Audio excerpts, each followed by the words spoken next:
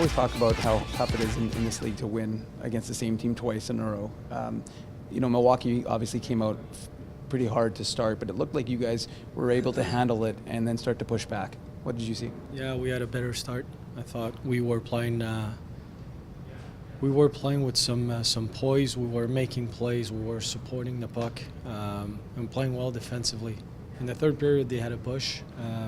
Eric Comrie was solid again, but I thought it was a pretty good game. They added 2 new players, and we lost one.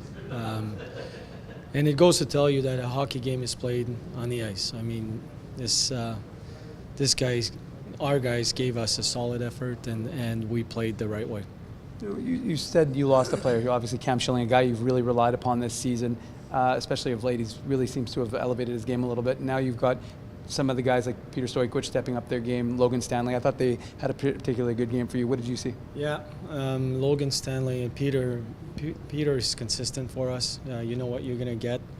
Logan is learning the pro game, and I thought tonight he was pretty solid, making plays under pressure, is poised with the puck, taking hits to make plays, moving. We saw him rushing the puck up at one point, a big goal. He's got a heavy shot. He was pretty solid. Speaking of goals, I mean, you guys are down 1-0, and then a minute 27, I think it was a minute and 27, you guys have a 2-1 lead. Just how important is that sort of resilience from your team? Yeah, it is huge, and that's something we're trying to build as an organization, is having the right mindset. And sometimes you got to play the score, sometimes you have to play the clock, but most of the time you got to play your way and not worrying about the score or the clock.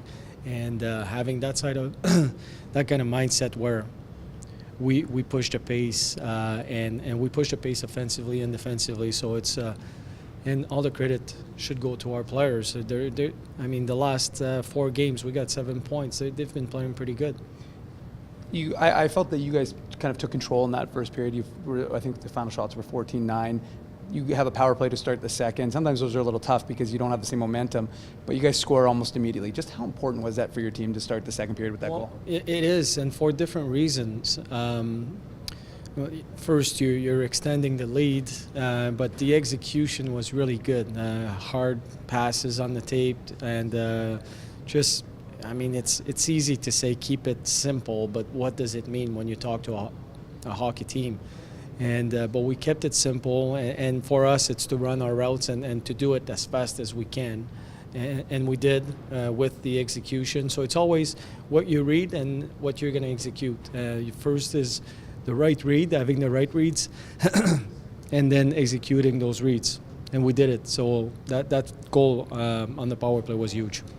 Oftentimes teams can be very reliant on 1 or 2 lines. I thought across the board you got contributions from the team, and obviously moving forward with where you are in the standings, just how important is that for your team to be able to get that from all across the board? Yeah, it's good. It builds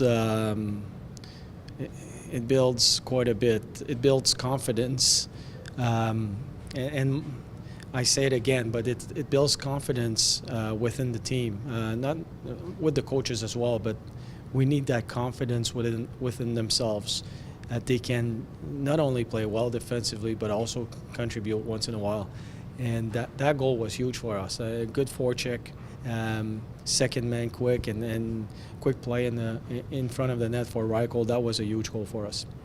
Speaking of Reichel, what did you think of his post-goal celebration? Well, you know what? Guys are working really hard, and we pushed them hard, and when they score, he's celebrating a little bit. It was not, reminds me of a guy, what's his name, Jagger. I think he played a few games in the NHL. But you know what, I'm happy for him, and he's excited, and he's just, for 5 seconds, that's his moment, and he enjoyed it. I'm happy for him.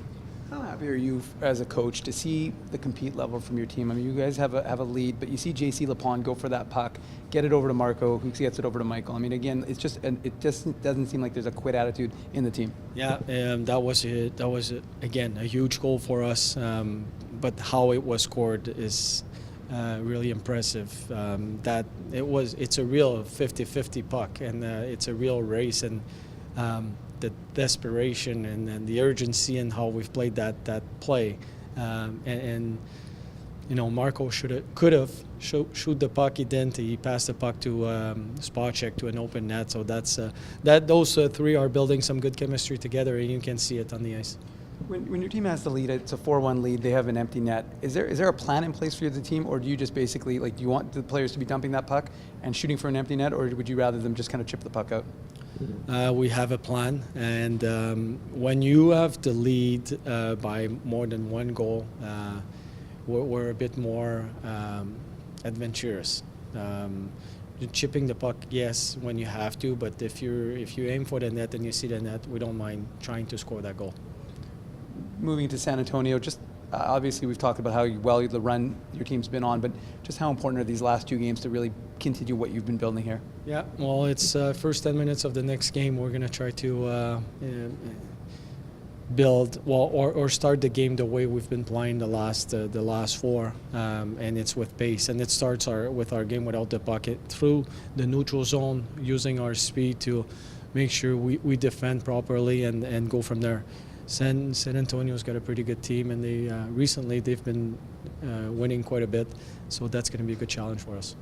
I just have one, Coach, and it's about your fellow coaches. You've talked to us about synergy with the team, just wondering about it in the coaching room. You look at Marty's forward, some of the young guys putting in some good efforts, and guys like Jimmy O showing up and fitting in right away in Comrie's game. Yeah. Well, everybody's chipping in, we work really well together. I think our lines of communications are really good amongst the coaches and coaches to the players, and Marty and Eric, they work extremely hard. So is Rick Sankoa with the goalies, but those guys are spending hours and hours meeting those individuals on non-game days and on-game days as well, and then working on special teams, and Marty with the power play, and then Eric with the PK, and the new players, Jimmy coming in and spending time with them to talk about our systems and how we do things. So there's a lot of work that is done behind the scene, and I believe we have a real good chemistry between the coaches and players.